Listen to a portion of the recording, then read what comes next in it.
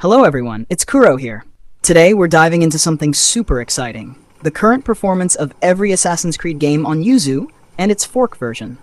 I'll be testing these games on the Uzui MMJR 3D Benchmark Emulator Revision 9 Yuzu fork. And as for hardware, I've got 6GB RAM paired with a Snapdragon 860. Perfect for that mid-range sweet spot. Whether you're still rocking an OG Snapdragon 845 or you're packing the heat with a Snapdragon 8 Gen 1, this should give you a rough idea of how these games will perform. Let's see if Assassin's Creed can truly shine on emulation. Stay tuned. First, let me quickly run through the common settings I'll be using so I don't have to repeat them for every game. I used Mesa Turnip Driver Revision H for all games except Assassin's Creed Black Flag, which I tested earlier and found no significant difference. Here are the settings I settled on, which I believe strike a balance between performance and visual quality. Accuracy high.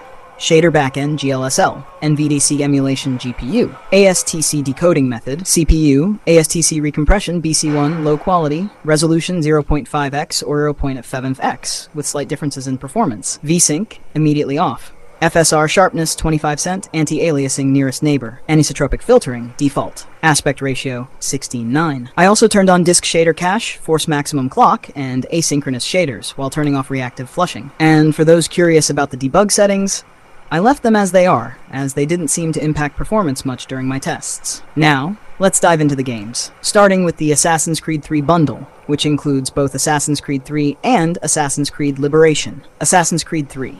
For this one, you'll need to either use a save file or configure your settings to the absolute lowest and name your character. Why?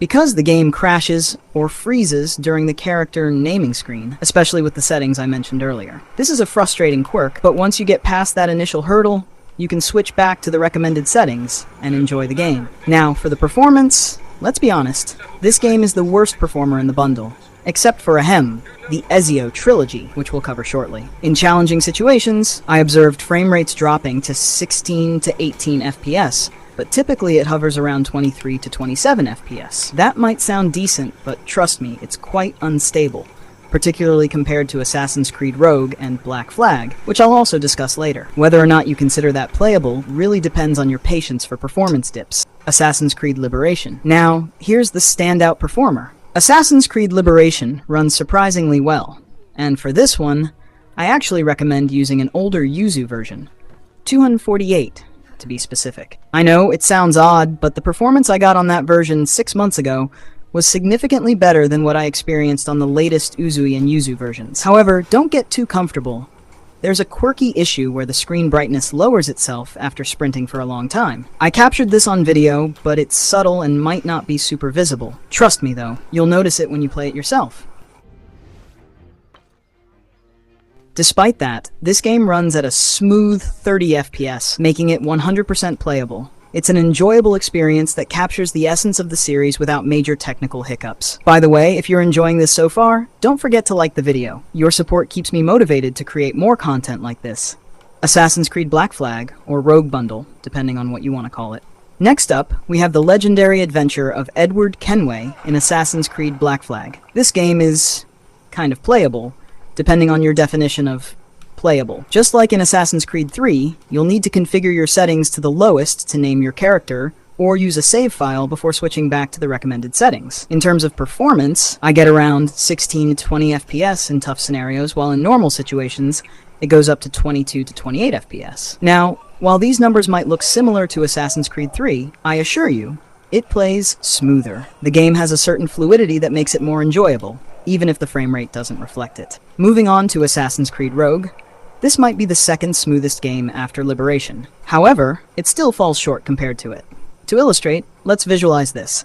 Imagine a graph where Assassin's Creed Liberation runs this smoothly, while Rogue runs this smoothly, and the others, well, you get the idea. In Rogue, I typically see 18 to 20 FPS in challenging situations, and 23-29 FPS during regular gameplay.